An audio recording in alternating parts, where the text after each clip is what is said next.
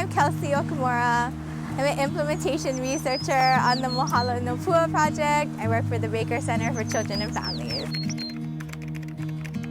I feel like that was the moment where hopefully it sparked a thought in some of the students' mind, like, hey, like I can have a voice in this, like I can have a say in how I get delivered something in school, which is like, you know, really transformative. It was more so the calling when we were invited to this community by Auntie Gail and Kumu, where they saw on the news our work that we were doing to develop Ho'oponopono on Hawaiʻi Island.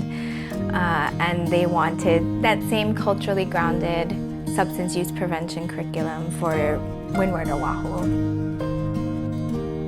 And as I started to do this work and understand what communities look like and how diverse they are, one thing that really resonated with me was how little youth and families have a say in what kinds of services they receive.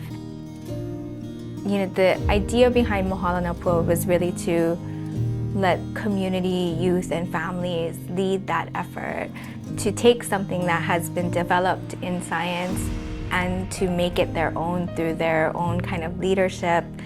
And I think that was really important to try to demonstrate how we can do this process with, you know, our youth, you know, speaking first and leading that effort. Middle school is that, you know, interesting time where youth are slowly starting to be more social. They're becoming more aware of how they interact with their, you know, surroundings and their environment. They're getting more, you know, insightful about their own physical and mental well-being. And so what better time to put them in the lead to you know, really champion that change. It's a model full of intention, and it allows for flexibility, which makes it a lot more sustainable over time. It's not reliant on, you know, a researcher coming in and doing these things. Like, it's reliant on scientific method, but those methods have been around for quite some time. Even in the sad times of having our funding terminated by the National Institute of Health, we got some support funding through Project High Aware 2 and the Department of Education in the Windward District to continue our work. In the 10 months that we were funded, we were able to collect data from 149 students to get their pre-intervention outcomes.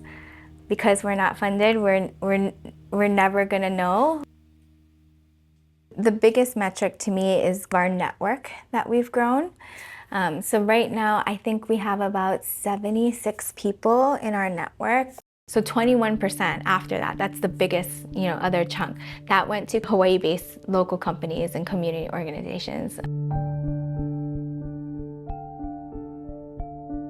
This award that we were funded for 10 months took a year to get awarded.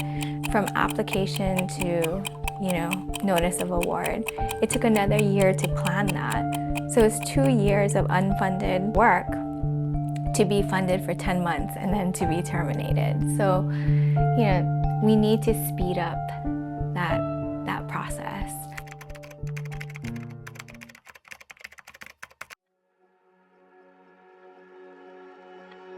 I think the headline would be, the kids have fully taken over, or something like that. And given the right tools, given the power to, and given the right adult support, I feel like our keiki have far more creative and innovative and practical solutions to a lot of the issues that we're facing.